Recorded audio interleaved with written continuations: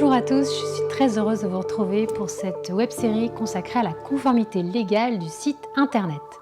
Dans cette vidéo, je vais continuer à vous parler du sujet des données personnelles. Rappelez-vous, je vous ai parlé la fois dernière des 5 principales obligations à respecter en matière de données personnelles pour le site internet. On a vu la fois dernière les 2 premières, informer les internautes de ce que vous faites de leurs données personnelles. Vous vous souvenez la fameuse politique de confidentialité. On a vu aussi que dans certains cas, il faut obtenir le consentement express et préalable des internautes pour certains traitements de données personnelles. Aujourd'hui, je vais vous parler des 3 autres obligations en matière de données personnelles. Respecter les droits des internautes, assurer la sécurité du site internet et avoir un accord écrit de sous-traitance avec les personnes qui peuvent avoir accès aux données du site internet. Alors, passons à la règle numéro 3, respecter les droits des internautes. Alors, il faut savoir que les personnes concernées peuvent tout d'abord vous demander d'accéder aux données que vous collectez et qui les concernent. Elles peuvent aussi vous demander à les rectifier si elles se rendent compte que les données que vous avez ne sont plus à jour, par exemple si elles ont changé d'adresse.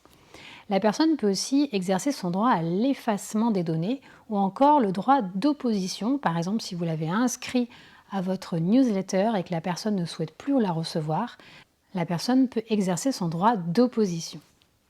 L'internaute peut aussi, s'il le souhaite, faire une réclamation à la CNIL si jamais il se rend compte que vous ne respectez pas ses droits ou plus largement les obligations prévues par les textes. 4e obligation à connaître, sécuriser le site internet et sécuriser les données personnelles qui sont collectées via le site internet. En fait, l'objectif, c'est de protéger les données que vous collectez par le biais de votre site contre tout risque de violation éventuelle. Alors sur ce sujet qui est un peu technique, qui concerne la sécurité informatique, je vous invite à aller voir sur le site de la CNIL. Il y a pas mal d'informations gratuites qui sont en libre accès et qui expliquent comment est-ce qu'il faut sécuriser notamment les sites web et protéger les données personnelles. La CNIL notamment vous demande de mettre en œuvre le protocole TLS en remplacement du protocole SSL. Donc là, il faut voir avec votre webmaster et vérifier que c'est le bon protocole qui a été mis en place.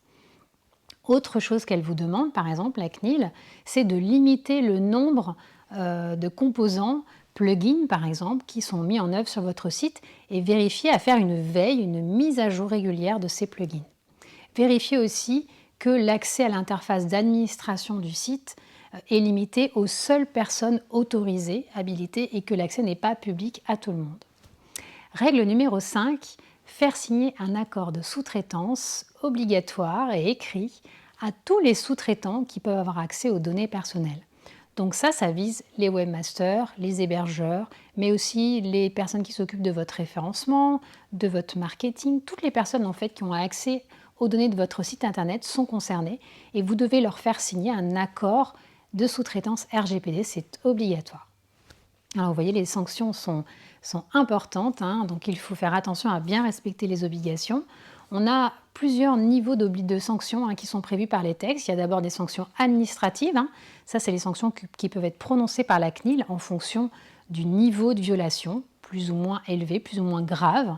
Et vous voyez, la sanction, elle va varier en fonction souvent de votre chiffre d'affaires.